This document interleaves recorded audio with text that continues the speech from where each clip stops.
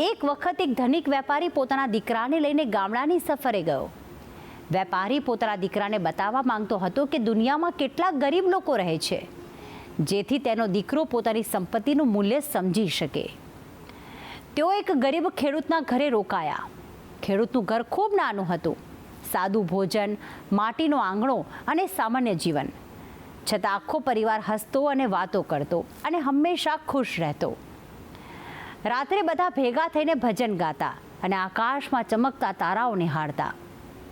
વેપારી આ બધું જોઈને વિચારી રહ્યો હતો કે મારો દીકરો હવે સમજશે કે ગરીબી કેટલી મુશ્કેલ હોય છે. બીજા દિવસે પાછા ફરતી વખતે વેપારીએ પોતાના દીકરાને પૂછ્યું કે જોયું ને, ગરીબ લોકો કેવી રીતે રહે છે? દીકરો શાંતિથી બોલ્યો કે હા પિતાજી, મેં ઘણું શીખ્યું. વેપારીએ પૂછ્યું કે શું શીખ્યો? ત્યારે દીકરાએ જવાબ આપ્યો કે આપણા ઘરે એક જ કૂતરો છે, જ્યારે આ ખેડૂતના ઘરમાં 4 હતા. આપણા બગીચામાં એક નાનું સ્વિમિંગ પુલ છે, જ્યારે તેમની પાસે તો આખી નદી છે. આપણે રાત્રે મોંઘા દીવા પ્રગટાવીએ છીએ, જ્યારે તેઓ ચાંદ અને તારાઓની રોશનીમાં આનંદ માણે છે. અને સૌથી મોટી વાત, આપણી પાસે ઘણું બધું છે છતાં શાંતિ નથી, જ્યારે તેમની પાસે ઓછું હોવા છતાં ખુશી ઘણી છે. દીકરાની આ વાત સાંભળીને વેપારી થોડા સમય માટે નિશબ્દ થઈ ગયો. તેને સમજાયું કે માણસને ખુશ રહેવા માટે હંમેશા વધારે સંપત્તિની જરૂર નથી.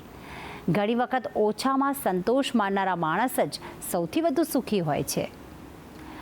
આ વાત એ શીખ આપે છે કે માણસ પાસે શું છે એથી સુખ નથી મળતું, પણ જે છે તેમાં ખુશ રહેવાની કળા જ જીવનનું સાચું સુખ છે. અને હવે આ વાત એક સુવિચાર દ્વારા પણ સમજી લઈએ.